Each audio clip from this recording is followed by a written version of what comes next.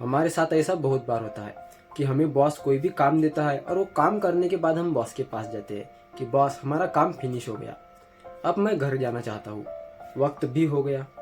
तो ऐसे में बॉस हमें एक और काम देते हैं, ऐसे में हम उस काम को कैसे भी आड़ा टेढ़ा करके निकल जाते हैं। तो दोस्तों, यही अपनी लाइफ होती है। एक छोटी सी कहानी सुनाना चाहता हूँ जो आपको आपके जीवन में हर चीज को अच्छे से करने की प्रेरणा देंगी। चलिए बढ़ते हैं कहानी की तरफ। नमस्कार दोस्तों, मैं हूँ हरीश, स्वागत करता हूँ आपका हरीश इंगड़े के ऑफिशियल चैनल पर। एक बिल्डर होता है, उसके हाथ के नीचे एक कारागिर काम करता है। वो कारागिर इतना अच्छा था कि हर काम को परफेक्टली एक्यूरेसी के साथ हर दिन अच्छा करता। पर एक दिन वो अपने बिल्डर के पास जाता है, अपने बॉस के पास जाता है और उनसे कहता है कि बॉस सर, मैं बहुत बूढ़ा हो चुका हूँ, अब मेरे से काम होना बहुत मुश्किल है, लगभग नामुमकिन ही है, मेरी ताकत नहीं चल रही। तो ऐसे में अब मैं रिटायरमेंट लेना चाहता हूँ, मैं काम छोड़ना चाहता हूँ। तो ऐसे में जो बॉस होते हैं वो उनसे कहते हैं कि एक अंतिम प्रोजेक्ट है, मैं तुम्हें छुट्टी दे दूंगा, पर उस प्रोजेक्ट को पूरा करने के बाद ही, पर उस प्रोजेक्ट को अच्छे से पूरा करना।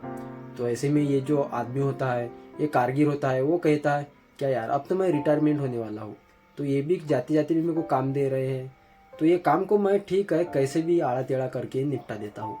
तो ऐसे में ये जो कारगिर होता है उस काम के पास जाता है और उसे 3 महीने में निपटा कर अपने बॉस के पास जाता है और बॉस के पास जाकर कहता है कि बॉस, मैंने इस काम को पूरा कर दिया है, पर क्या अब मैं रिटायरमेंट ले सकता हूँ? तो बॉस कहते हैं ठीक है, तुम ले सकते हो, पर सबसे पहले चलो हम उस प्रोजेक्ट को देखते हैं, हम उस काम को देखते हैं। तो वो दोनों बिल्डर और कारगिर उस प्रोजेक्ट के पास जाता है और उस प्रोजेक्ट के पास जाकर वो जो बिल्डर होते हैं वो उनसे कहते हैं कि ये तुमने क्या किया, क्योंकि तुमने आज तक जो भी काम किया है वो इतने अच्छे से किया है, कोई भी तुम्हारा गुणगान गाता था, कोई भी तुम्हारे गुणगान गाए बिना नहीं रहता था, और तुम्हारी काम की मैंने आज तक कोई कमी नहीं देखी, तो तूने इसी काम में क्यों इतने ही की, गड़बड़ी क्यों की? तो ऐसे में कोई बात नहीं, अब तो काम हो चुका है, ये लो चाबी, और ये मकान मैंने तुम्हारे लिए ही बनवाया था।